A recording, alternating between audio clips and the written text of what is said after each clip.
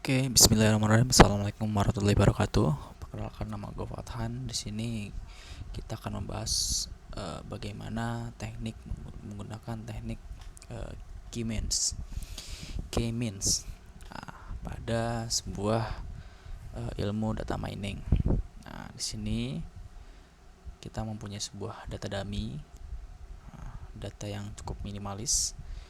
Ada atribut 1 dan atribut 2. Datanya berjumlah 6 row. Oke.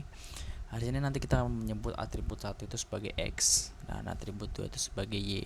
Nah, untuk awal-awal, kita akan menentukan batas awal atau centroid, yaitu kita menggunakan sebuah data yang kita jadikan sebagai sampel.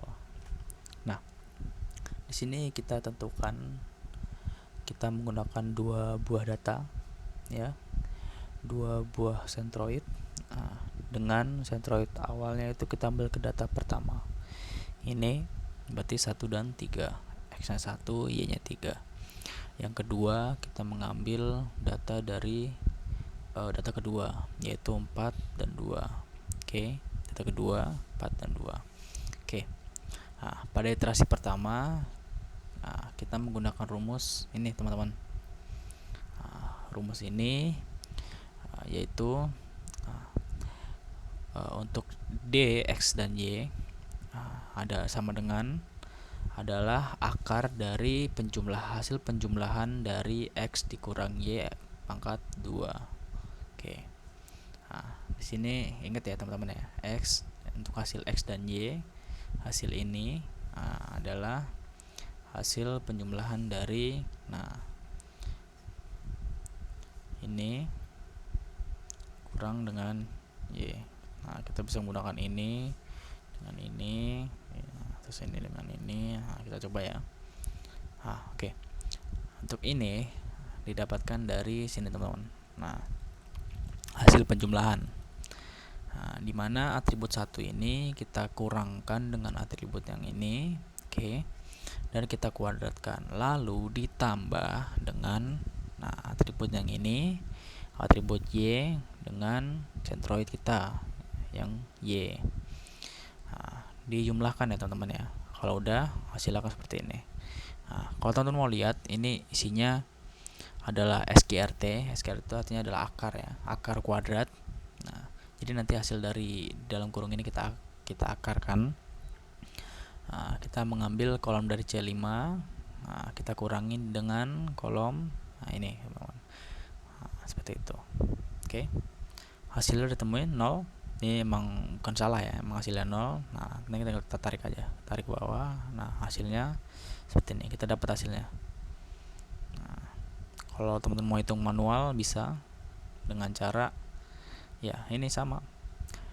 Misalkan ini yang kayak yang kedua ya, data kedua berarti 4. 4 dikurangin sama dengan dikurangin 1, dipangkatkan 2, ditambah dengan berapa? 2 dikurangin 3, lalu dipangkatkan. Hasilnya diakarkan seperti itu. Oke. C2 ini kita lanjut tetap menggunakan atribut X dan Y, namun kita menggunakan centroid yang kedua. Nah, ini teman-teman 4 dan 2. Kalau teman mau lihat di sini 1, 2, di sini menggunakan yang C kedua. Oke. Hasilnya kita tinggal drag saja. Oke. Dari hasil centroid kita ini, iterasi yang pertama ini, kita bisa melihat dari jarak minimum, angka yang terkecil ya, angka yang paling minim, paling bawah 0 dan 3,1, paling kecil adalah 0. Ini seterusnya 0, 5, 5,09 yang cluster 2. Oke. Ini hasilnya menggunakan min ya. Ada rumusnya nih teman-teman ya. Dari sini tinggal ditarik aja. Oke. Ini tinggal ditarik ke bawah. Lalu kita tentukan klasternya 1 atau 2. Di sini karena dia 0 dari 0 cluster 1 di C1 atau di centroid 1, kita taruh di cluster 1. Karena ini sisanya ada di cluster 2, kita tuliskan 2 seperti itu. Fungsinya apa ini teman-teman cluster iterasi ini? Ini untuk memperbarui centroid kita. Dimana untuk memperoleh centroid ini kita mendapatkan sebuah rumus. Kita gunakan sebuah rumus di mana mu pada K pada konstanta tertentu adalah 1 per N K. N jumlah ke N. Lalu ini sigma ditambahkan, seluruhnya ditambahkan. Oke. Nah, ini ada angka 1, kita dapat dari mana? Ini ada di average. Average dari apa? 1. Oh, kenapa 1? Nah, di sini ada cluster iterasi 1 pada data ke 1. Nah, ini. Nah, sebelahnya kita tinggal sama teman-teman. Ini kita rata-ratakan average. Oke. Nah, di sini kenapa 76,6? Nah, ini kan ada 2 nih. Tuh 2 3 4 5 6. Nah, 2-nya itu ada di data kedua dan sampai ke 6. Nah, kita lakukan hal yang sama, 2 sampai 6. Nah, ini dijumlahkan dibagi dengan jumlah data mereka. Tuh 2 3 4 5. Nah, berarti 4 tambah 5 tambah 8 tambah 9 tambah 12 dibagi berapa? 5. Seperti itu. Hasilnya 7,6. Nah, ini menggunakan rumus, kita copy saja. Copy sini hasilnya 7,6 dan 7,2. Oke. Nah, dari centroid ini, nah, kita bisa melakukan hal yang sama ya, seperti ini ya.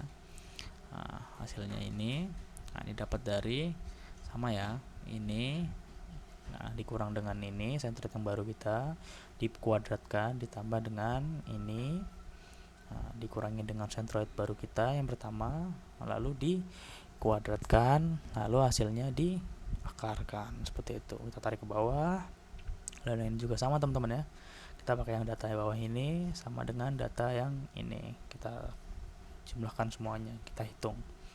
Nah, minimumnya 0. Nah, kita tulis sini ya. Ini cluster yang satu kita yang di sebelah sini. Di sini. Nah, kita menggunakan yang ini, hasil di sini.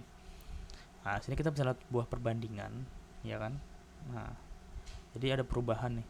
Pada data kedua ini cluster menjadi 1. Oke, kalau masih berubah gini kita perbarui centroidnya lagi. Nah, kita perbarui. Nah, ini jangan lupa ya teman-teman ya, ini dari mana? Nah, ini kita ngambil dari data ke 1 dan ke data kedua, kita rata-ratakan. Nah, ini data 1 dan kedua kita rata-ratakan.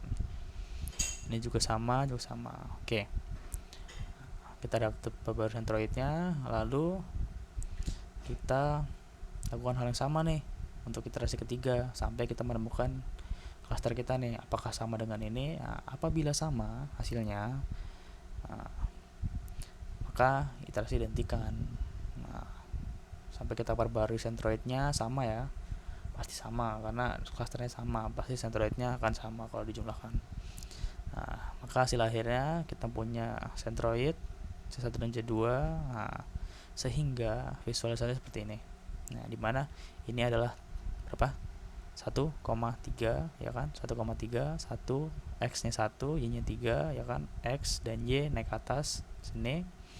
Nah, ini untuk berapa? 4,2 ya kan. Nah, ini berapa? 2,5 ya, udah 2,5 naik set. Nah, ini adalah K-means kita, ini dinamakan dengan K-means. Nah, untuk ini sama ya, ini 5,7 ya. Nah, ini untuk 8,6. Nah, ini untuk 9,11 ya. Nah, ini untuk 12,10. Nah, ini. Nah, jadi gampangnya itu K-means adalah dia ada di tengah-tengah di himpunan. Jadi kita punya banyak himpunan ya kan. Nah, kita bisa bagi himpunan ini per kelompoknya kan. Nah, ini ada 2 cluster nih, ada kubu hijau dan kubu kuning. Nah, dari kubu hijau ini dia punya biru sebagai nilai tengahnya ya kan. Nah, dari kubu kuning ini dia memilih merah ini sebagai kubu tengahnya, seperti itu. Nah, sekian dari saya untuk metode K-means, kurang lebihnya mohon maaf. Wassalamualaikum warahmatullahi wabarakatuh.